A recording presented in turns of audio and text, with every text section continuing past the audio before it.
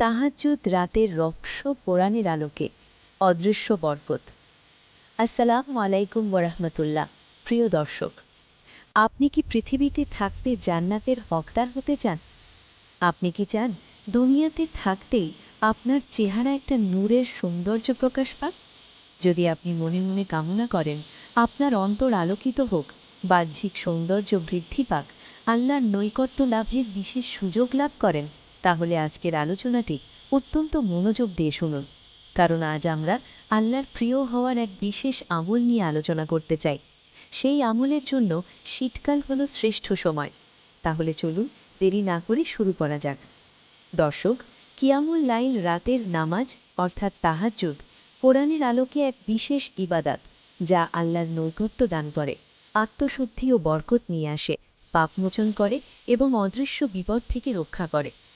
আল কোরআনের সূরা আল ইসরা এর গুরুত্ব বলা হয়েছে, যেখানে বলা হয়েছে এই বান্দাকে প্রশংসিত স্থানে উন্নীত করতে পারে। আর হাদিসে আছে এটি নেককারদের অভ্যাস, যা অন্তর আলোকিত করে।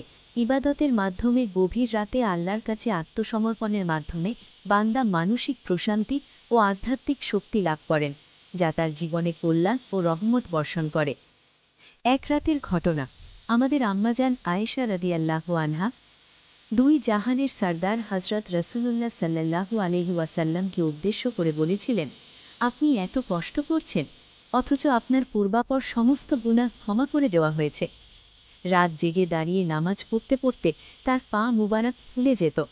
তাই এই অনুযোগ উত্তরে নবীজি সাল্লাল্লাহু আলাইহি ওয়াসাল্লাম বলেছেন, আমার কি উচিত নয় এই মহান অনুগ্রহের জন্য আল্লাহর ইবাদতের মাধ্যমে আমি একজন পূর্ণ শুকর আদায়কারী বান্দা হব? তার মানে কিয়ামুল লাইল মুমিনের মর্যাদা সিঁড়ি, জান্নাতে যাওয়ার অন্যতম উপায়, সফলতার চাবিকাঠি, আল্লাহর একান্ত প্রিয় হওয়ার অন্যতম প্রধান মাধ্যম। রাসূল করিম সাল্লাল্লাহু আলাইহি ওয়াসাল্লাম কখনও তাহাজ্জুদ ছাড়েননি। ছুটে গেলে কাজা করতেন, নিজে আদায় করতেন এবং সাহাবা একরামকেও অত্যন্ত গুরুত্বের সাথে উৎসাহিত করতেন। মুমিনের মর্যাদা সোপান। জিবরাইল আলাইহিসসালাম আল্লাহর হুকুমে নবীজির খেদমতে আসতেন। আল্লাহ ও তার রাসূলের মাঝে ওহির জ্ঞান, ঊর্ধ্ব জগতের খবর পৌঁছানোর গুরুদায়িত্ব ন্যস্ত ছিল তার কাঁধে। নবীজির কাছে আসতেন এবং কিছু উপদেশ শুনিয়ে আবার সরে যেতেন মানব পরিবেশ থেকে। একদিন উপদেশ শোনার পর তিনি নবীজিকে একটি অসাধারণ দর্শন জানালেন।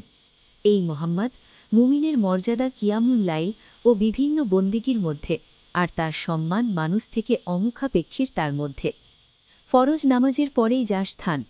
5 ওয়াক্ত নামাজ মনের পরিচয়ের গুরুত্ব অপরিসীম। এর পরেই যে নামাজ, আল্লাহ অনেক সময় এমনও হয় যে ঘুমের চাপ এত বেশি থাকে যে নামাজ জারি না রেখে একটু বিশ্রাম নিয়ে নেওয়াই ভালো। প্রিয় দর্শক, এতক্ষণে আলোচনার প্রেক্ষিতে বলা যায় এই আমলটি আল্লাহর খুবই পছন্দের। এখনই নিয়ত করে ফেলতে পারি আল্লাহর নৈকট্য লাভের জন্য এই আমলটি আজ থেকেই নিয়মিত শুরু করি। আমলটির জন্য প্রথম কাজ হলো নিয়ত করে ফেললাম। দিল থেকে নিয়ত করতে পারলে আমল সহজ হয়ে যায়। সত্যি, নিয়ত অনেক কার্যকরী একটি উপাদান, মুমিনের অতি গুরুত্বপূর্ণ সম্বল। হাদিস শরীফে বর্ণিত হয়েছে, আবু দারদা রাদিয়াল্লাহু আনহা থেকে বর্ণিত, রাসূল সাল্লাল্লাহু ইরশাদ করেন, যে ব্যক্তি রাতে নামাজ পড়ার নিয়ত করে বিছানায় গেল কিন্তু ঘুম তাকে পরাস্ত করল, সে উঠতে পারল না, সকাল হয়ে গেল, তাহলে নিয়তের কারণে তার আমল নামায় সওয়াব লেখা হবে, আর এই ঘুম তার রবের পক্ষ থেকে তার জন্য সাদকা বলে বিবেচিত হবে। আমাদের রব প্রতি রাতের শেষ তৃতীয়াংশে আমাদের নিকটবর্তী আসমানে অপেক্ষা করেন, ডাকতে থাকেন, কে আছো, কি চাও তোমরা? এই সময়ে তোমরা যা চাইবে তাই পাবে। দুয়া কবুলের শক্তিশালী মাধ্যম হল তাহাজ্জুদ। তাই আসুন তাহাজ্জুদের প্রতি যত্নবান হই, নিজে অভ্যস্ত হই, অন্যদেরকেও আহ্বান করি, সহযোগিতা করি। আল্লাহ পাক আমাদের সবাইকে তাহাজ্জুদ পড়ার তৌফিক দান করুক। আমিন।